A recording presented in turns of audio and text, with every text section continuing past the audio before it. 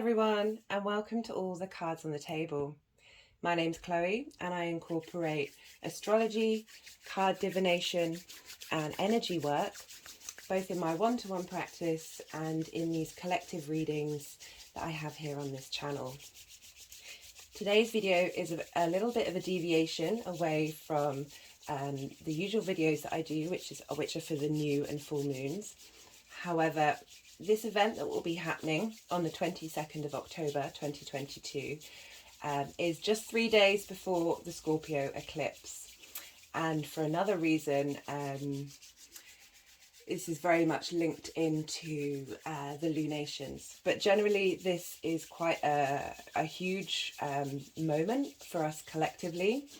And this is linked to the cycle of Venus around the Earth and how in her cycle she creates a 5-pointed star. And this is where at each point of the star, this is when Venus and the Sun are exactly conjunct one another, which is otherwise called a cazimi. Now, this will be happening on the 22nd of October, and this will be happening in the sign of Libra at 29 degrees. We haven't had a new Libra Star Point since 1771, so quite some time ago.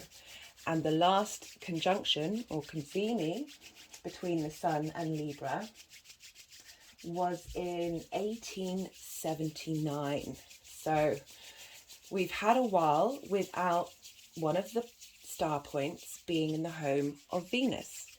Venus likes to reside in both Taurus and Libra, and she has her exaltation in Pisces.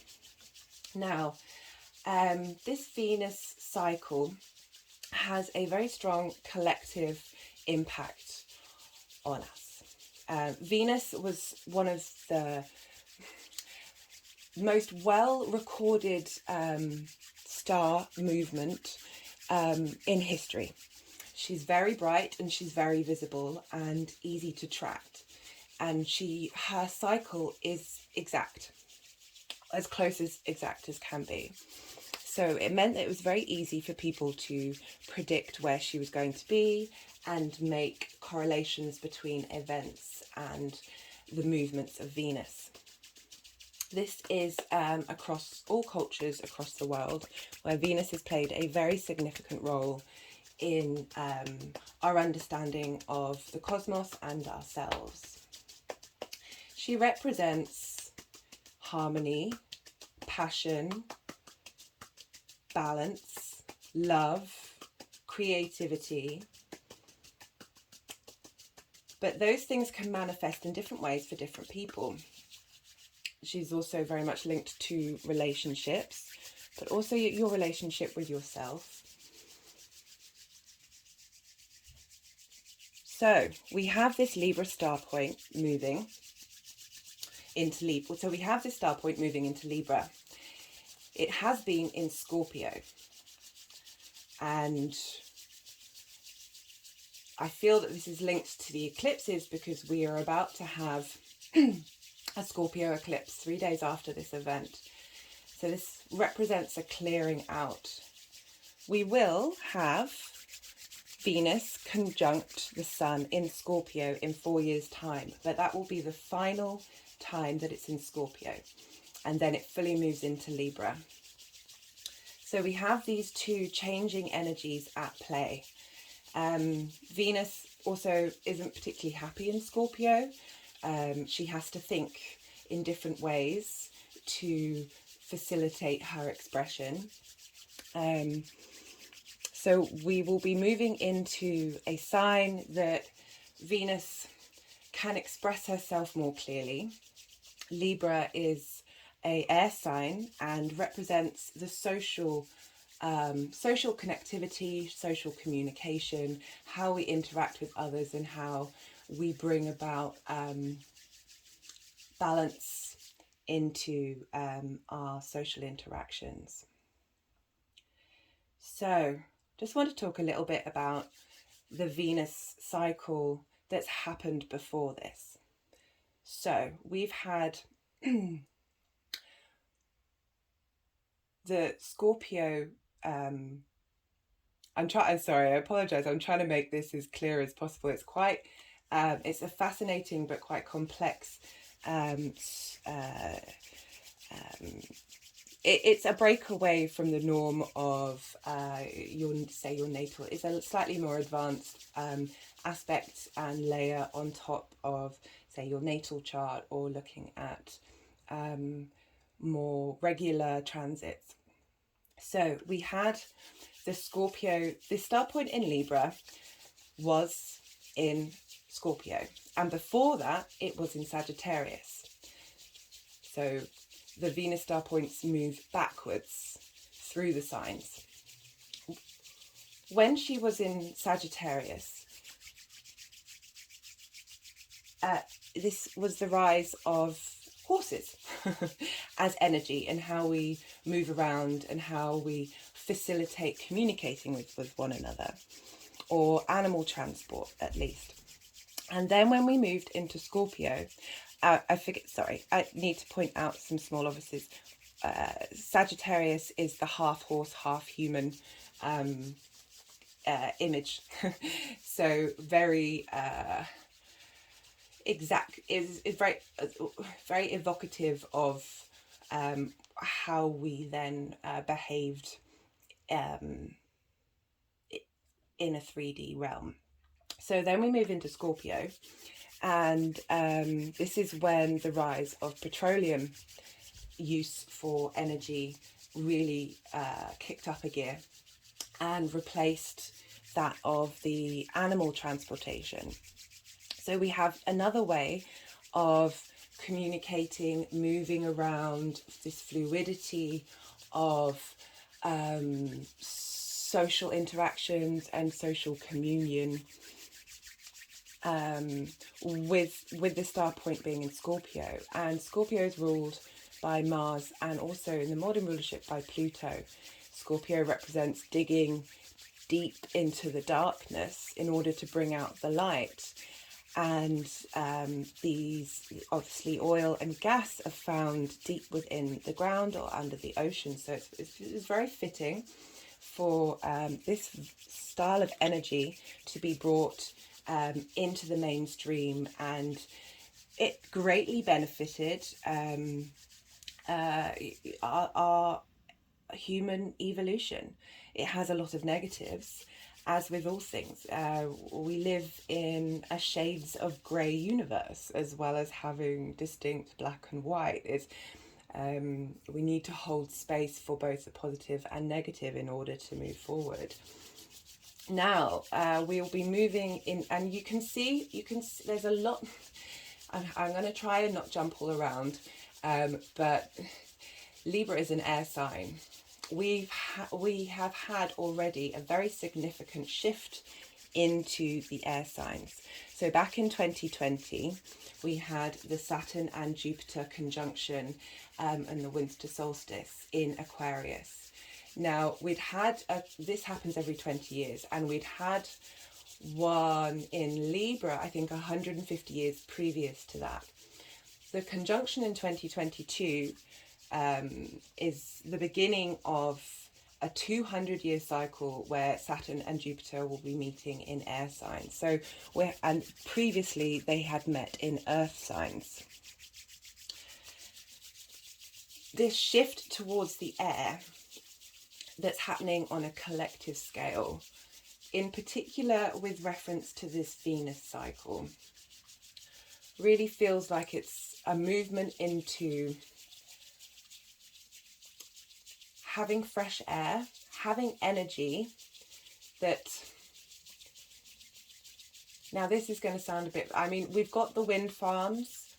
I just feel like there's going to be another manifestation of energy usage that's going to be more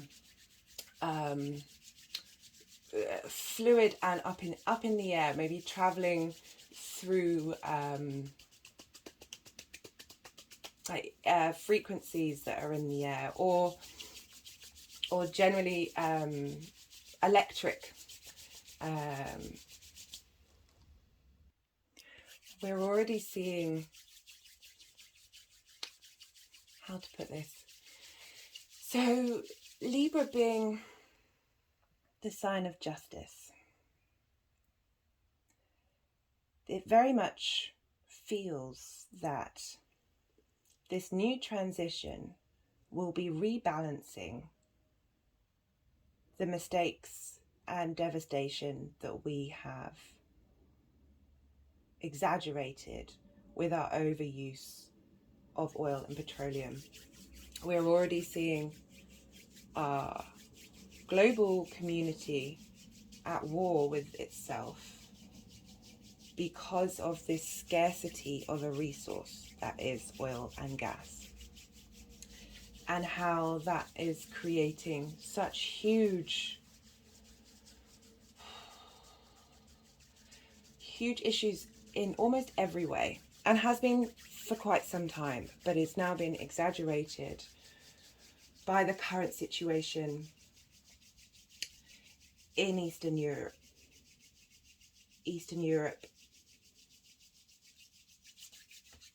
And that will be reflected.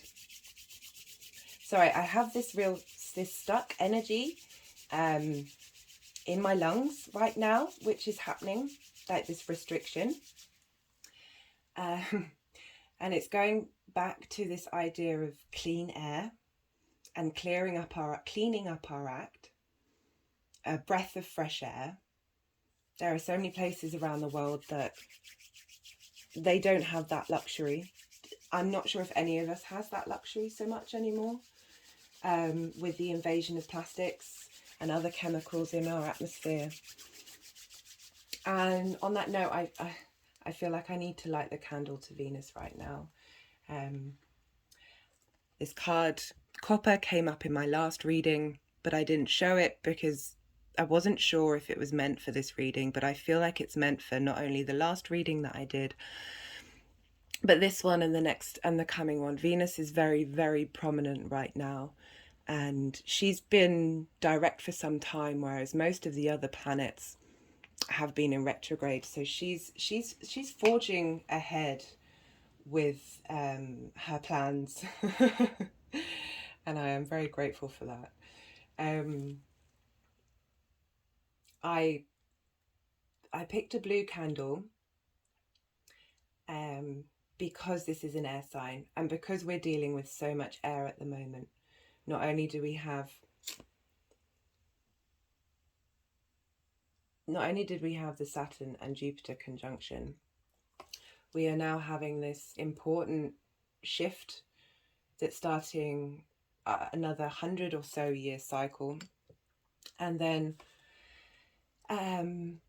January 2024, Pluto will be moving into Aquarius.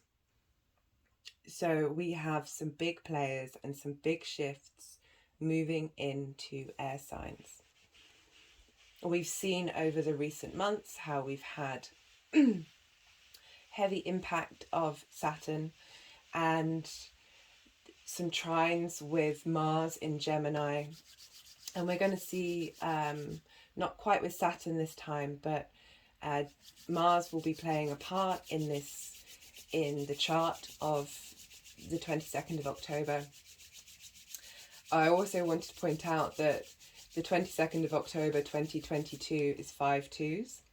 Venus has a 5-pointed star, and 2 represents balance and also duality, and that's what's come out for me during my contemplation of this astrological event, that we are here to incorporate and integrate these supposedly contradictory aspects, ideas of duality and balance.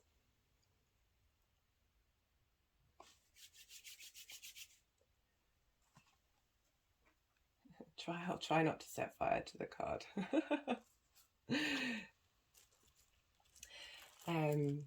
This was a card that I pulled before the reading, and it's called Devotion. Venus, it feels that Venus appreciates bearing witness to her and offering up part of your devotional practice, and that she responds well to this. And I thought it was very fitting that devotion came up, as that had been something that I'd been going through my mind over the last couple of days. I've been thinking of how to incorporate Venus into my daily practice, and yeah, just give her some space in your own space. So I'll read the poem. I am not of the earth, wind, fire, or water. I have become that which all swear by. For not a moment goes by that you cease to be in my heart. Just lost the page at that moment. Something to focus on is that there's not a moment that goes by that she's not in your heart already. She is part of your heart. She, operating from your heart space in a creative way, I feel is the real epitome of what Venus likes to bring to us all. Amongst all the flowers, I only breathe your fragrance. I am your prey, O ferocious lion, but rather than escape, I offer you my heart. Your light is hidden, but it has set this worldly garment on fire. I stand drinking the cool water you have given me and watch my world burn. So I pulled this card earlier, but I didn't read the poem until just before. And it encapsulates the fact that we've let this planet burn. The fact that these corporations have such dominion over the world, and they appear to not be thinking long term. They're letting everything burn. I don't blame the individual on their actions. We're in a really complex web of trauma everywhere we look. You know, so it's hard to get through the day sometimes. It's a struggle. I keep hoping that somebody's going to invent plastic that isn't plastic because it's so useful. Like, who can blame anyone for using it? It's incredibly handy. But it's suffocating us in such a way that we are dependent in so many aspects of our lives on a few areas in the world that have these resources. And it's fundamental to every aspect of our lives. And we need serious change. But we need harmony in order for that to happen. And this is why Venus is so important. It's so important that Venus is moving into a Venus-based sign, because before this has happened, the 5 points of the star were dominated by Mars. So one of the points of the star is Aries, and the last point of the star was Scorpio, that we're now moving away from.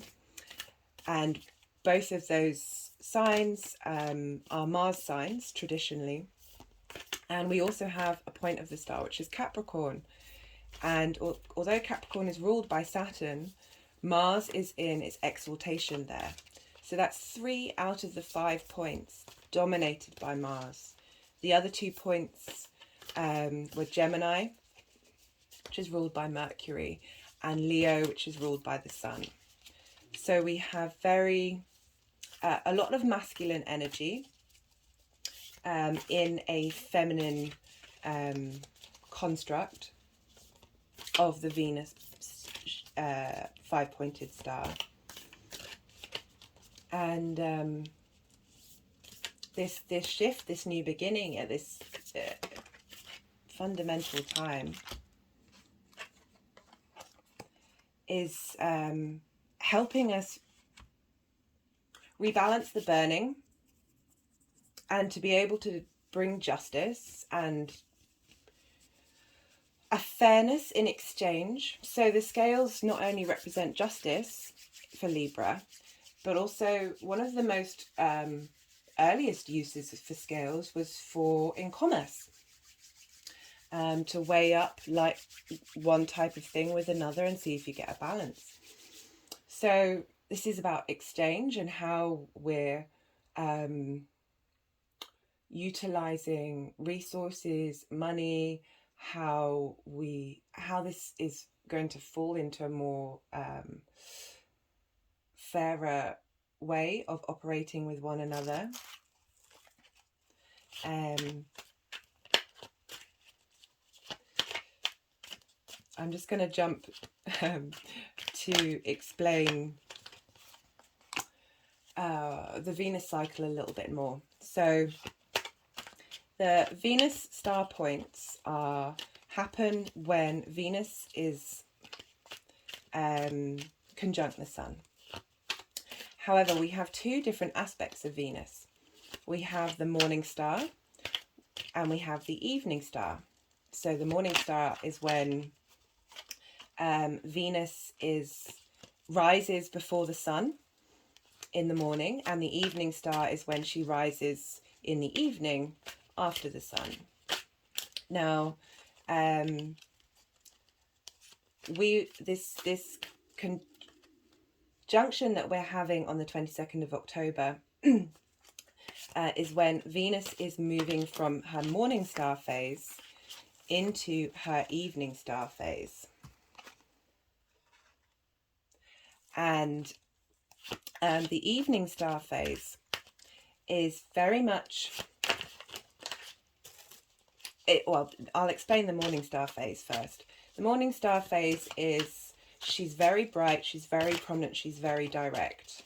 It's when she's just moved out of a retrograde. So retrogrades are when we go over things, we analyze things, and then we come out afresh and are going direct and have more straightforwardness in our dealings and a clarity of thought and movement. Now, with the evening star, this is when instead of acting quite spontaneously or quite directly, the evening star has incorporated everything that's been learnt during the morning star phase. And the morning star phase comes out, as I said, out of a retrograde, and retrogrades are when they're closest to the Earth, so furthest away from the Sun, which tends to mean more earthly energies, earthly passions are coming through the signs, rather than when they've been under the beams of the Sun, when they're getting direct creation energy through that light that has a more wider perspective, and arguably is a little more cool, a little more pragmatic, is thinking of long-term goals rather than short-term moments, is more introspective and more measured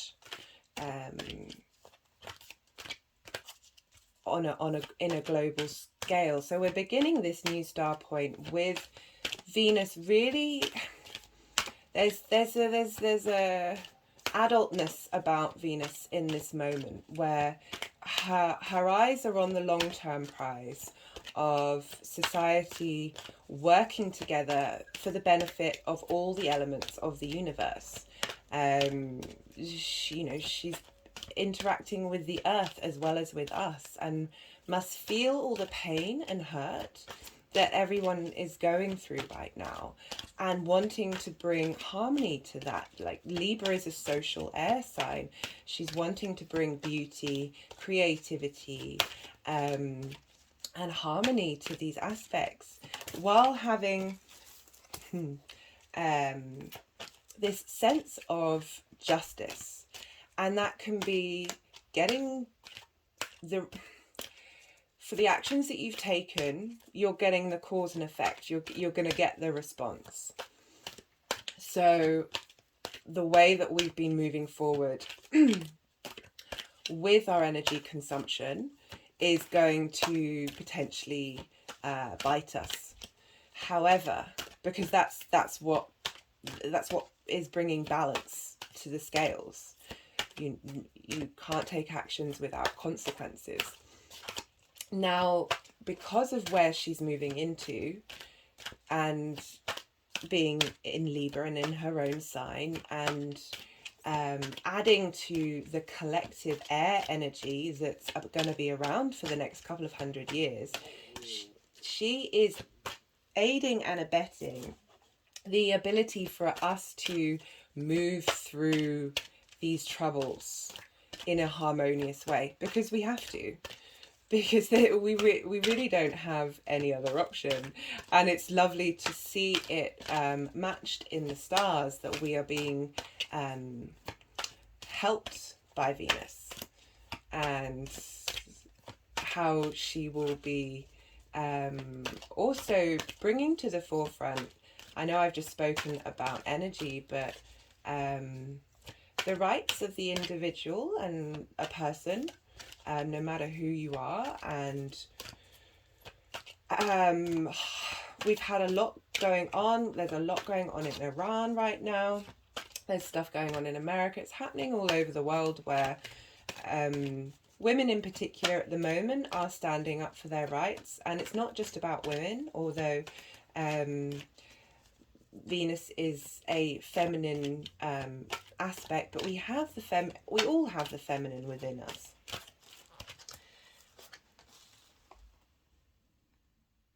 I'll just so this is from the Phoenix Oracle deck, this card, and I'll just pull it up because I haven't used these very often. I'm pretty sure this is an Earth Goddess card, but I want to double check. 75.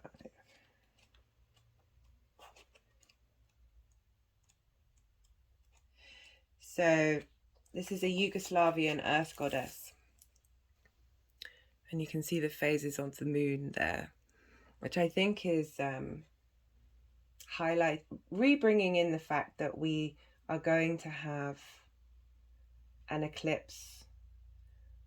We've just had a full moon in Aries with Libra, with Venus conjunct the Sun, and the lunation to follow with the eclipse.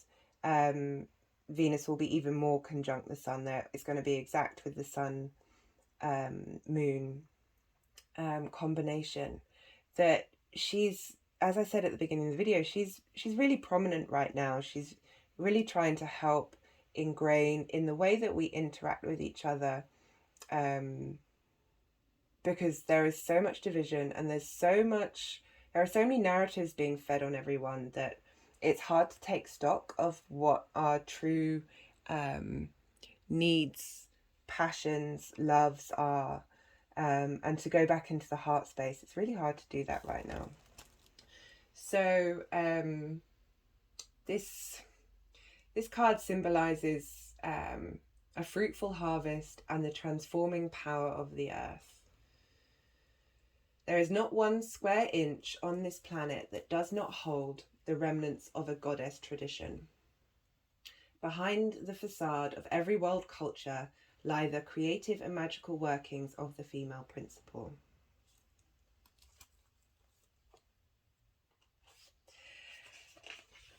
So again, this is helping us draw in these feminine qualities that we all have within ourselves, of harmony and creating communities. I always sort of muse on all the generalizations that we have about gender and trying to understand where they come from and what they mean and how much these things are potentially constructed out of survival from pre-civilization times and how they manifest in our culture day to day. So there's this idea of community and this interactions with each other in a harmonious way, rather than this space of I. And females give birth to children, and that must have been quite a terrifying thing back in the days of early humans. And I should imagine at that time it would have been extremely difficult to bring up a child just by yourself. So this creates a survival mechanism within the feminine to create social bonds and to create community.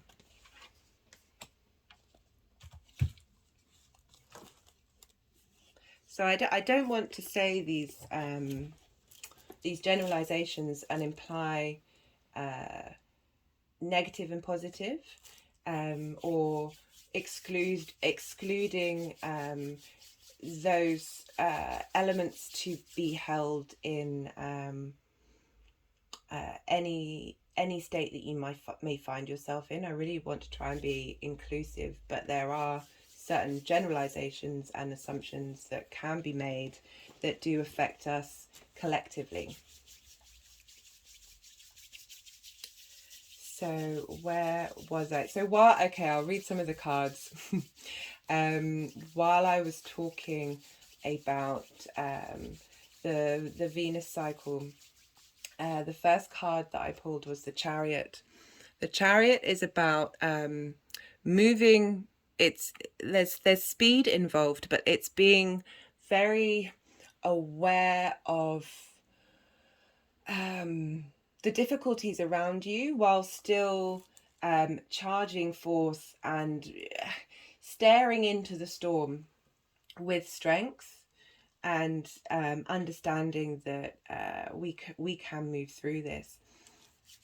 And the card that wanted to be placed before it is the Ten of Wands reversed. Now, the Ten of Wands in the upright is the having worked really hard and created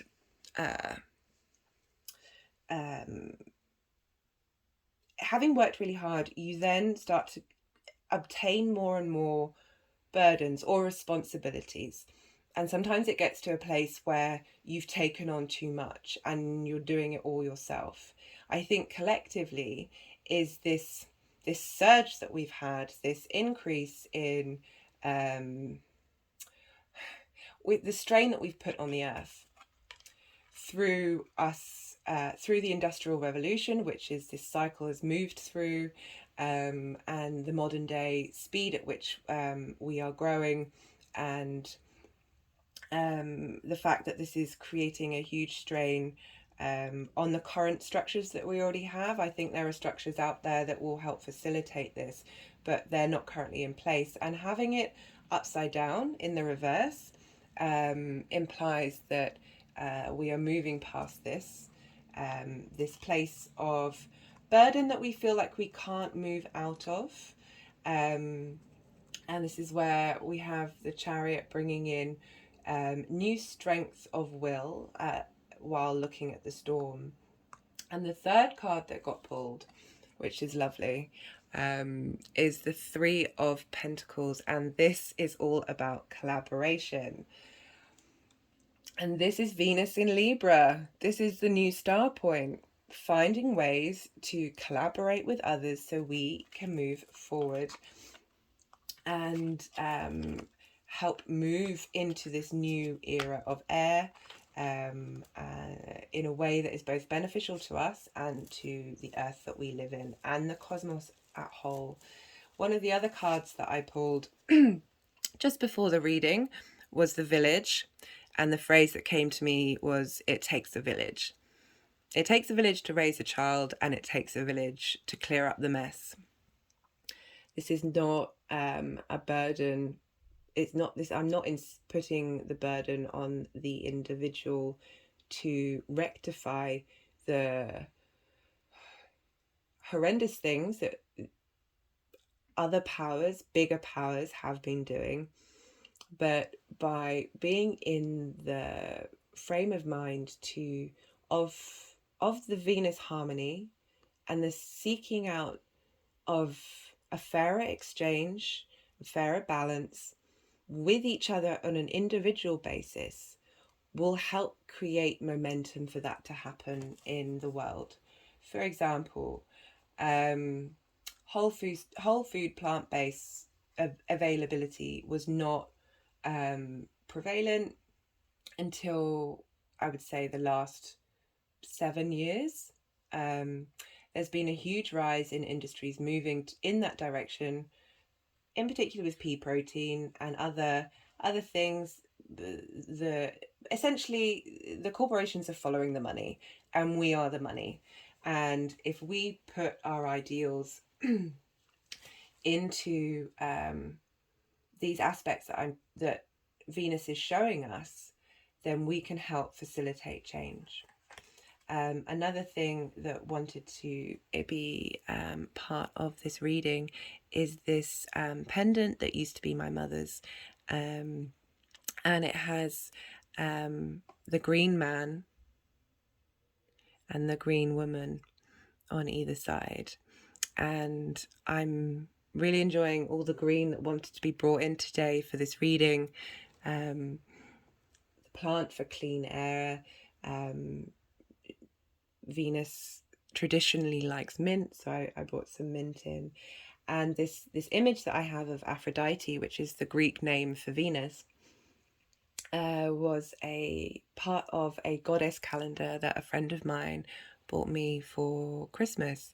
And I went to get it today and saw, as you can see, it's full of green. And this is, even though she's moving into an air element, because it's Libra and because it's about justice, it's about this rebalancing of the earth in order to help facilitate the community and our ability to be social.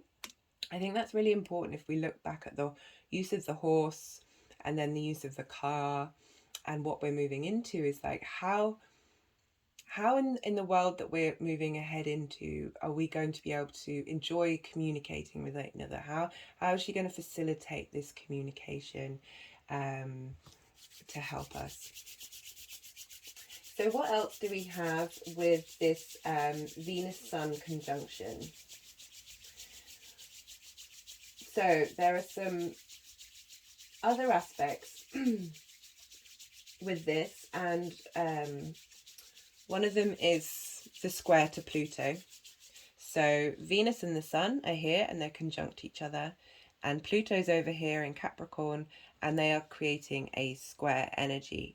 Now, square energy is the energy of Mars, and it causes friction. Mars likes movement, momentum, and we need friction in order to actualize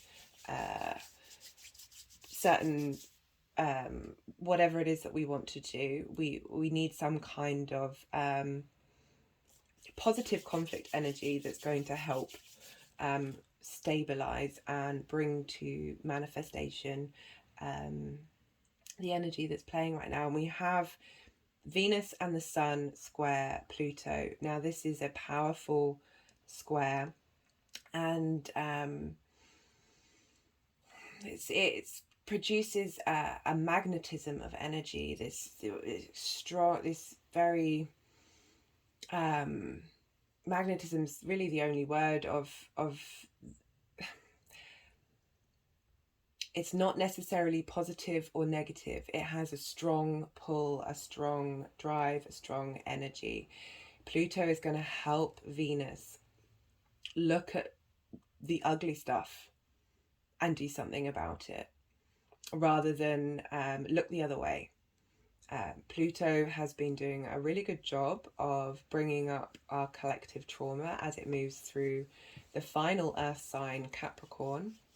This is making manifest in the 3D world the trauma that we have all undergone collectively for so long, and the revealing of secrets. I'll talk about this more in my Scorpio eclipse video, but there's a lot of things that have been brought to light recently that were hidden.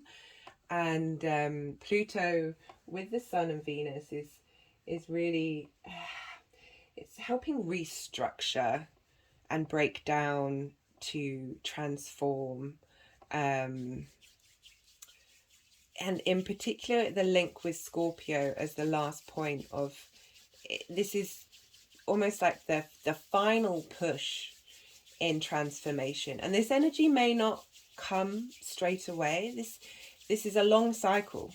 It may take a while for what's being put out into the world to show effect.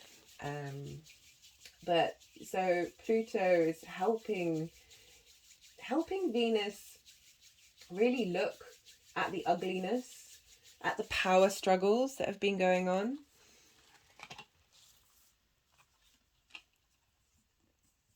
Okay, so this is one of the cards that I pulled earlier. Mortification. Well, you can see this eye staring out through this very visually, even though it's black and white, the white is really standing out as like beams of the sun. So at the time of this, Venus will be in the beams of the sun with Pluto square, bringing this eye to open and look clearly through the darkness and be able to bring light to it in order to transform it. I'm just going to have a little read of mortification.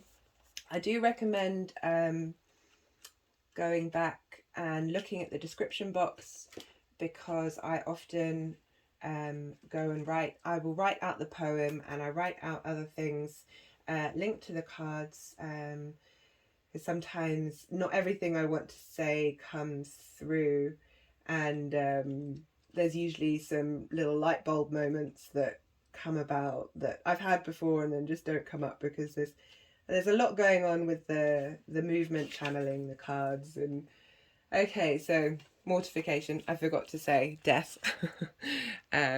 Mortuary, mortician, decomposition. We're breaking down all of this stuck energy. I was talking before about this stuck energy I felt in my lungs earlier, and how to clear it. And as Pluto will be moving into an air sign, this will be this clarity, this mental ability to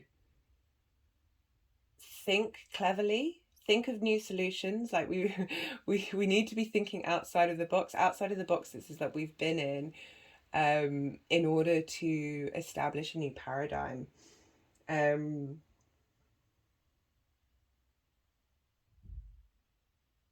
So this card relates to the Death card in the tarot, which is all about transformation. We're having to go through this period of decomposition in order, it's part of the cycle of life, death and rebirth, to be reborn with more of a place. Okay, so I pulled this card earlier, the gem. This beautiful, so Venus traditionally is linked into gemstones, and this gem here in the middle of, again, quite reflective of the duality of black and white, around this gem that is rainbow coloured and highlighting that we're multifaceted beings, and we have this capacity for pleasure in our day to day. It doesn't seem like that right now. I mean, my favourite thing is to look at the moon. She's free. And she brings me so much joy. That reminds me, that's linking into another aspect that I'm about to talk about, so I'm going to leave it there. I will look at Gem and see what the book has to say about Gem.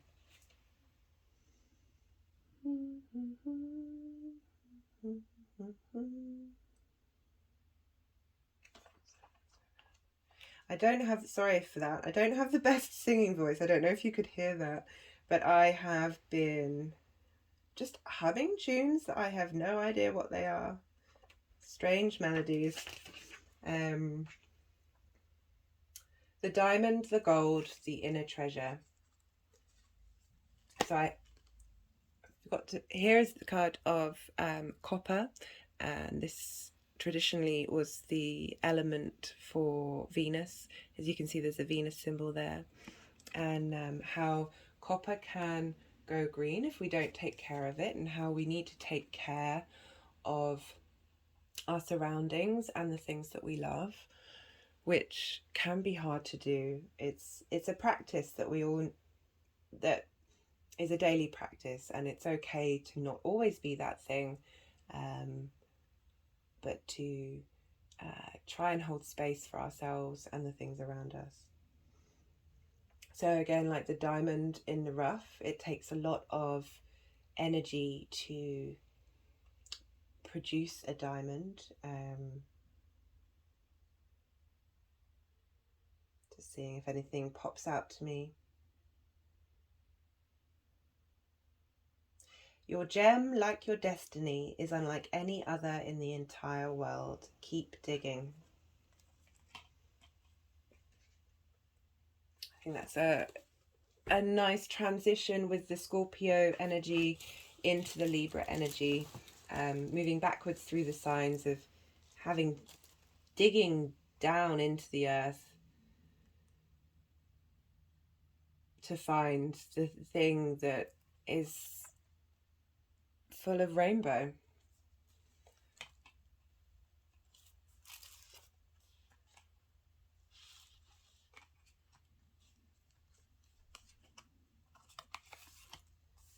Apologies, sometimes the energies like to move the cards around.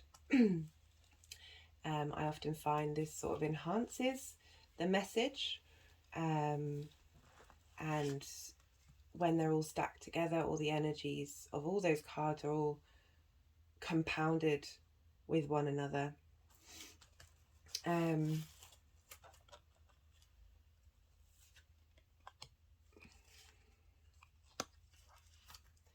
So where was I? I was talking about the square with Pluto. So there's going to be friction. There's going to be challenges. We can't avoid that. And this square with Pluto is highlighting that. But we need to address these things head on, like the Chariot, stare into the eye of the storm with our 2 feet grounded, so we can look past. So this is leading into, there's a very weak trine with Mars, and there's a grand trine with Vesta, but I'll talk about the trine with Mars. So the trine aspect is a Jupiter aspect. Here it represents, it's a free-flowing energy where the benefits, the skills are there. They're very easily accessible, but because it's an easy aspect, one might not necessarily take advantage of it, which is why I like the square with Pluto, because when we have trines and squares or other easy and fictitious aspects, it helps bring motivation and motion into the trine. So we have this trine with the Sun and Venus, with Mars in Gemini. They are both in air signs, we have the scales, which are two things, and we have Gemini, which is duality. So we have balance and justice, and we have this duality, choices, aspect with Mars, and they're we I don't think this division is going to die down immediately. This is a long-term reading, like, but with this balance, this trine, we're going to be able to understand that duality, that reflection of the other in others, and this ability to hold space for more than one thing. And with this duality, we can find this space of grey, which is the blending of all. This is more of a closer representation of the energies of the universe rather than black or white.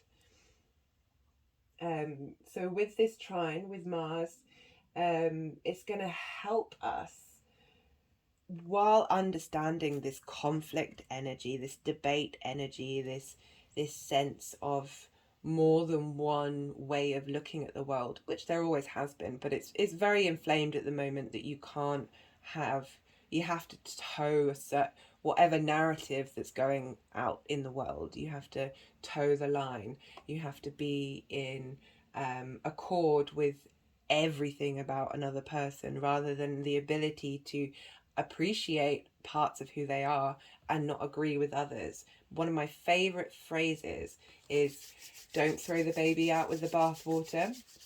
And for a really long time, people weren't necessarily understanding what that phrase meant. And I was trying to think of a way of making it clearer. But then I discovered that an astrologer from the medieval period was the one who came up with the phrase, and I was like, I can't find another way. I just have to use that phrase. It's too good. It's been one of my favorites my whole life, and it essentially represents, don't throw out the good with the stuff that you don't need. The water being the stuff you don't need, the baby being the thing that you want to keep. So don't throw the baby out with the bathwater. We can hold space, so much more space. It's fair and right to do so. And that's where the Libra energy is coming in, of trying to create balance and harmony in our social environment. But I'm loving this Mars trine, because Libra has a tendency to people please. And it's, while also playing devil's advocate quite a lot. There's different layers with each sign, obviously. But because we've got Mars in Gemini trining Libra, Venus and the Sun, it's allowing this Gemini debate energy to imprint this new star point, which will have be the flavor of the next 8 years, until she comes back to the Libra another Libra point. And then there will be a different chart which will give a different flavor to that star point. So I'm loving the fact that Mars is involved and is facilitating Venus in her mission, basically. And while we have that trine with Mars, we then have a grand trine where we have all the air signs at play. Don't really have enough. Oh, there we go. So we've got Mars, Libra, and then we've got Aquarius, and we don't have the grand trine with Saturn because it's out of orb, but we have it with Vesta. And Vesta was the goddess of the hearth. She's an asteroid, and she was the goddess of the hearth. She was also there was a tradition of the Vestal virgins, and virgin meant self-autonomy. It wasn't related to sexual activity, although often they would not engage in that, but it was through a sense of dominion of self and self-sufficiency. And I really love how Vesta's coming in. She's the sacred. The Vestal Virgins used to, it's about tending to your hearth, your flame, and they used to tend to a flame that supposedly never went out. And as well as it being tending to your home, your hearth, it's also your inner home, your inner space, your inner flame. And she's helping us bring not only self-autonomy into this dynamic, this new star point, but she's helping us bring in self-care, which is crucial in this day and age when the health of our species is really being tested. We also have this sense of sacred relationships. Venus helping us with Vesta create sacred relationships, and it can just be relationships that have more, that are less frivolous. This is not me judging frivolous relationships. Everything has its place in the vast array of human experiences that we're all here to engage with. But this is helping us perhaps bring in more stable relationships during this period of constant dramatic change, giving us a little more stability with others, but also our own internal relationship with ourselves. Being in Aquarius, this is the collective. So holding sacred space to the collective, because this star point wants a rebalance of the injustice that's happened to the collective at whole, and that includes the earth. So the sort of final aspect that I wanted to talk about. Okay, so I don't think you can see, but my hand has just gone on to place of this oval selenite crystal. This is a really lovely crystal that helps just bring a sense of peace and lightness, a real calmness. It's so I find if I'm suffering from bad dreams, sleeping with it under my pillow helps take away those anxieties and worries. We all have them, but they are not always constructive, certainly on a collective level. Our worries are like prayers in reverse. That's not me trying to spiritually bypass anyone who has worries. We all do. I certainly do. And it's simply having that understanding of making it part of your practice. And again, this evening star aspect of Venus, she's a lot more pragmatic. It's big picture. It's collective big picture that we're moving into.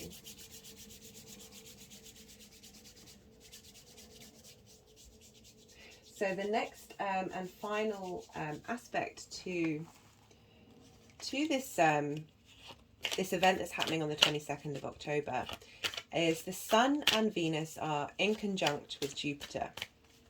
Now Jupiter will be in the last degrees of Aries, and even though the Sun and Venus are in Libra, because they'll be at 29 degrees, so the space between Jupiter and the Sun and Venus are so far apart that they're no longer in the opposition that is Libra and Aries, but they're in an inconjunct. And inconjuncts, it essentially means that these planets don't have a lot in common with one another. So they struggle to communicate, and they struggle to communicate in ways that they're used to. And sorry, a lot of cards are coming up.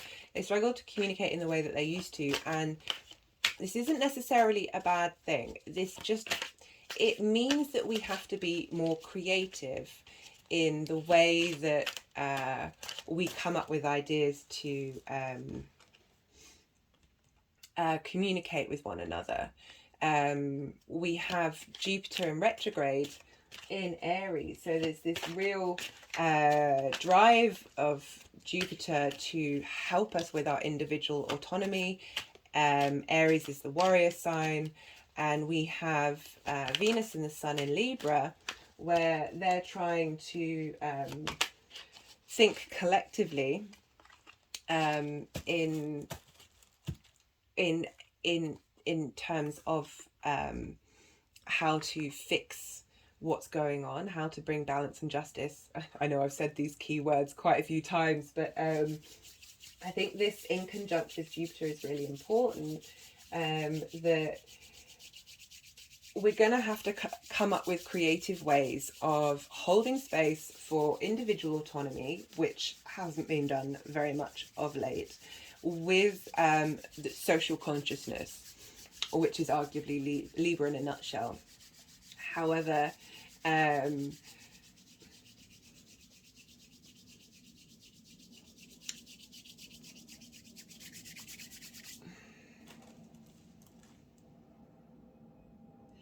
Jupiter with this drive for self-autonomy, this going out there and trying things first, this new way of philosophizing about the self.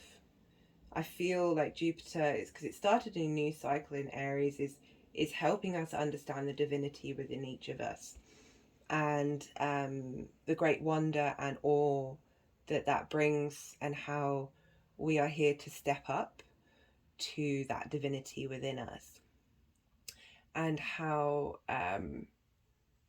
there's also quite a combative element ruled by Mars, and there's a desire for motion and for drive, and how this might be out of sorts with the collective needs, and how we need to think creatively in order to solve these problems. We need to be a bit cleverer in understanding how these planets are going to interact with one another. Again, it's thinking outside of the box, and inconjunct is outside of any of the major aspects. It's on the periphery. They aren't quite the flow of communication isn't as straightforward as the major aspects. So this is the final aspect that I wanted to talk to you about today. And this has been a very collective reading, and I think it's useful to what will be useful for you in your personal life is to look and see where Libra is in your birth chart and understand what house that's in, and you'll see that will be the themes of that will add another layer on what I've been saying collectively to your own personal experience. I might get round to do a I think I will definitely get, maybe not next week, because this cycle is going to be lasting for quite some time, so I need to get out the eclipse videos first. But I think I'll do a video on each individual rising sign and what messages will come through with that, because I feel like that will be helpful for how we integrate this big collective energy into our personal lives. The other card I pulled, another 10. This is the 10 of Swords in reverse, and that this came up in the Aries full moon, and it's very much the sense of, so upright, you've been stabbed in the back, There's a sense of betrayal. And I think we can all hold space for that. That what's going on in the world seems so unjust. And how in the reverse, when the 10, like we had the 10 of wands, so we've got 2 10s here in reverse, which is this big shift and change in this cycle that we're moving into. Also pulled the High Priestess. Again, it's another feminine energy. She's not necessarily linked with Venus, that's more the Empress, but perhaps she's linked to the evening star aspect of Venus, where there's a lot of collective knowledge that's deep within the High Priestess. So with the evening star, with their emotions, people who have an evening star in their chart, they have to sit with things and contemplate things for longer than someone with a morning star, Venus. And the High Priestess asks us to sit within and receive intuition, and perhaps this is where these creative ideas are going to come forth, and help us collectively come up with new ideas that will help us break out of the old paradigm, and while maintaining its benefits, and move forward. And what crossed her was the 7 of Wands, which is the card of victory.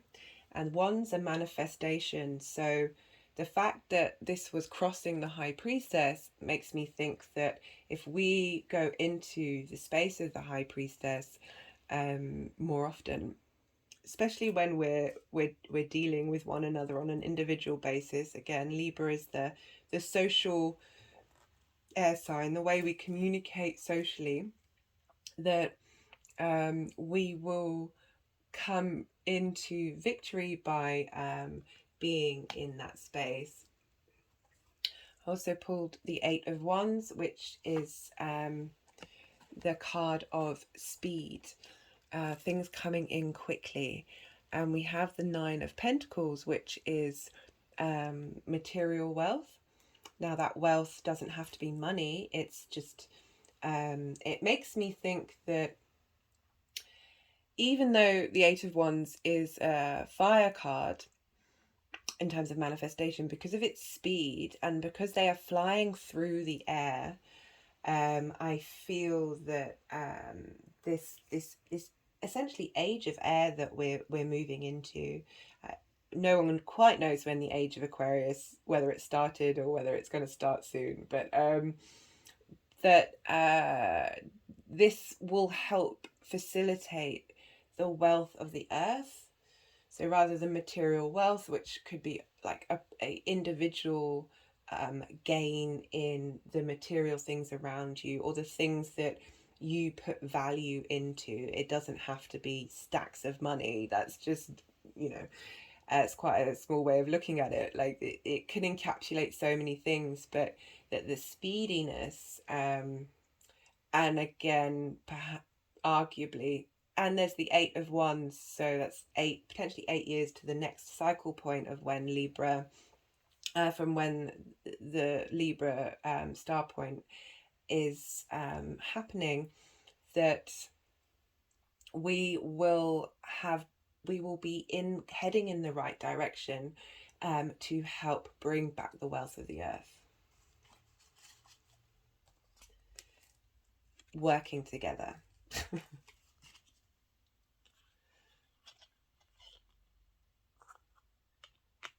So I don't know if you can see, I've just put these cards over a piece of rose quartz, and then put the green Venus on top of them.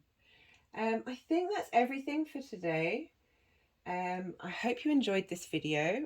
It's been a real pleasure exploring this energy and being in Venus's space. I welcome you all to find some space for her, because she's a welcome salve to the tension and the chaos energy that's out there in the world. And I'm so entirely grateful for this journey and being able to bring this information, which was new to me. I've been exploring it recently. Bringing this information to help use, I mean, the patterns of the universe, we kind of know them physically.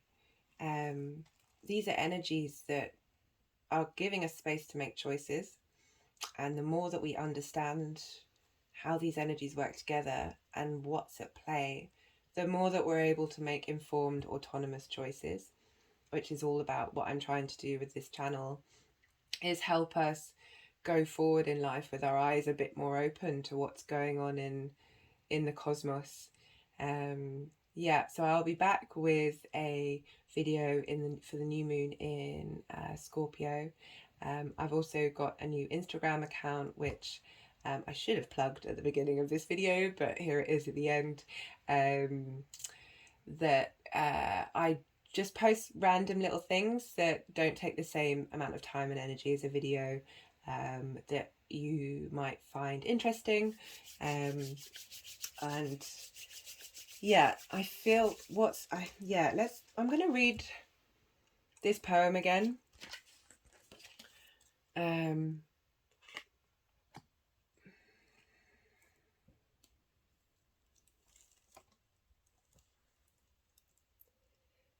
I am not of the earth, wind, fire, or water.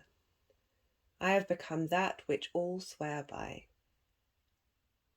For not a moment goes by that you cease to be in my heart. Amongst all the flowers, I only breathe your fragrance. I am your prey, O ferocious lion, but rather than escape, I offer you my heart. Your light is hidden, but it has set this worldly garment on fire. I stand drinking the cool water you have given me and watch my world burn. So, I don't think I mentioned in this video, but I did in the Aries video. Venus, when she's this close to the sun, is hidden by it. You can't see her. You can't see her in the morning, and we won't be able to see her in the evening until, I think it's the beginning of December. So right now she's ruminating. She's deep within the sun's energy. She's receiving all this cosmic light to help us move forward. And going over all the previous cycles and trying to understand and work out what to leave behind and what to move forward. And giving us the tools to move forward with her by collaboration. It takes a village. We cannot do this alone. We really can't. And she's here to bring justice. When she's the morning star, she can be very powerful in her actions. The morning star, she goes into battle. For the evening star, she's creating the plans. She's doing the work after the battle. Arguably, there's still many, many battles to go. And there are cycles she'll go back into being the morning star. But like with everything, this is a constant spiral upwards. It may feel like we're going backwards, but we're always moving forwards and out. And I send you my love and the love of Venus, if she allows.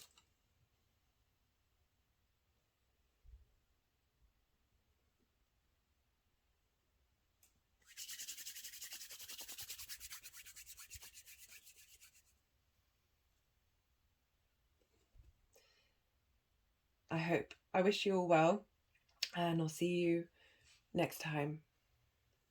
All my love.